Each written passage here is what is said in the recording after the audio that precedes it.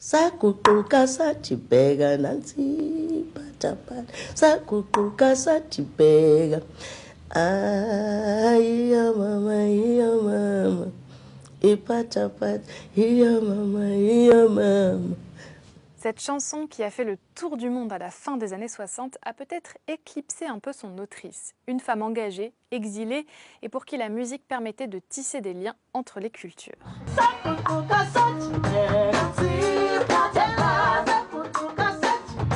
Myriam Makeba trouvait sa chanson Pata Pata insignifiante. Elle l'a chantée parce que son public lui réclamait. C'est un titre qu'elle compose et écrit à la fin des années 50. Les paroles sont en Xhosa, une langue d'Afrique du Sud que la chanteuse connaît bien et maîtrise bien, contrairement aux Occidentaux. C'est ce qu'elle aimait rappeler dans un autre titre connu sous le nom de Click Song. Xhosa is my native language, and back home, the English-speaking people call it the click song, only because they cannot say Upamutwa.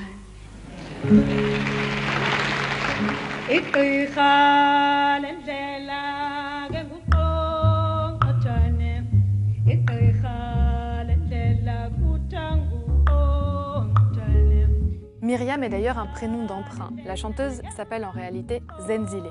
Dans la tradition Xhosa, on nomme les enfants selon les circonstances de la naissance. Pour Zenzile, l'accouchement a été très délicat et sa grand-mère, présente à ce moment important, n'arrêtait pas de répéter à sa fille « ou Zenzile », qui veut dire « tu ne peux t'en prendre qu'à toi-même ». Zenzile a passé les premières semaines de sa vie en prison avec sa mère qui fabriquait de l'alcool pour survivre, une activité interdite aux populations noires à cette époque en Afrique du Sud.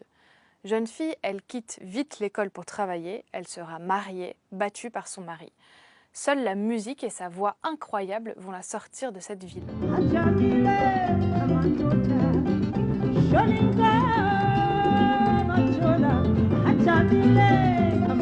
Elle se fait vite repérer et intègre au début des années 50 un groupe vocal très à la mode, les Manhattan Brothers.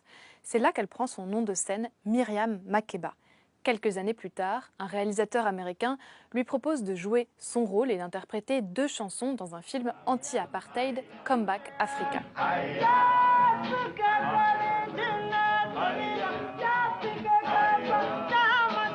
L'année de la sortie du film, en 1959, elle se retrouve à Venise, Paris et Londres pour présenter le film. En quittant l'Afrique du Sud, la chanteuse ne sait pas encore qu'elle ne pourra y revenir que 31 ans plus tard. En août 1960, ma mère est décédée. Mon étonnement, quand je suis allée au consulat sud-africain, they stamped my passport annulled.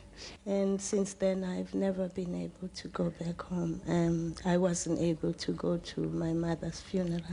Sa participation au film la contraint à l'exil. Grâce à la rencontre et au soutien du chanteur, acteur et militant Harry Belafonte, elle débute une nouvelle vie, mais aux États-Unis. Là-bas, elle donne des concerts et rencontre de nombreuses personnalités, dont Nina Simone, Duke Ellington, Miles Davis ou encore le président John Kennedy qui l'invite en 1962 à chanter pour son gala d'anniversaire.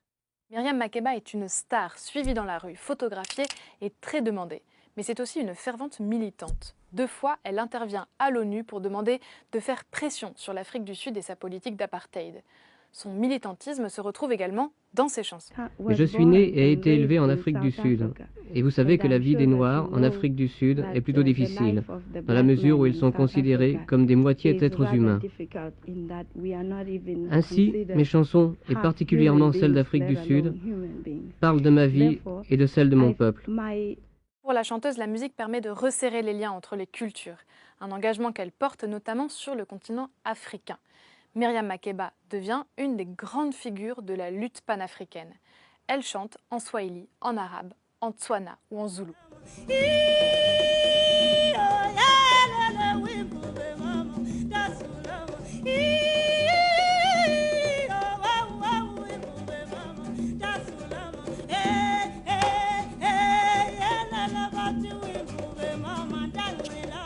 Chanter dans d'autres langues lui permet de valoriser toutes ces cultures, mais aussi toutes les traditions musicales des différents pays d'Afrique, mais aussi du monde.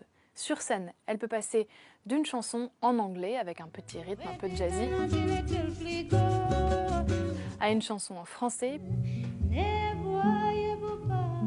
puis revenir sur une musique traditionnelle Xhosa et enfin finir avec une berceuse qui vient d'Indonésie.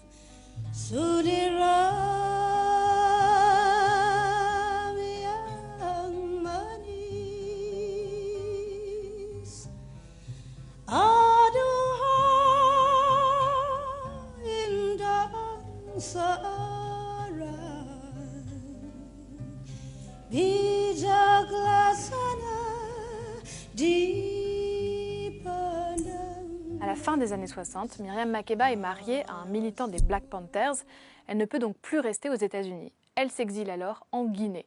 En tout dans sa vie, elle recevra une dizaine de passeports diplomatiques. La chanteuse est soit crainte, soit respectée pour ses combats et donc appelée à venir chanter un peu partout sur le continent africain, mais aussi en Europe, notamment en France, où elle est décorée au titre de commandeur des arts et des lettres, puis devient citoyenne d'honneur en 90. Cette même année, à l'appel de Nelson Mandela, Miriam Makeba rentre enfin dans son pays après 30 ans d'exil. Elle continue de chanter, d'enregistrer, de donner des concerts, mais son combat n'est pas terminé.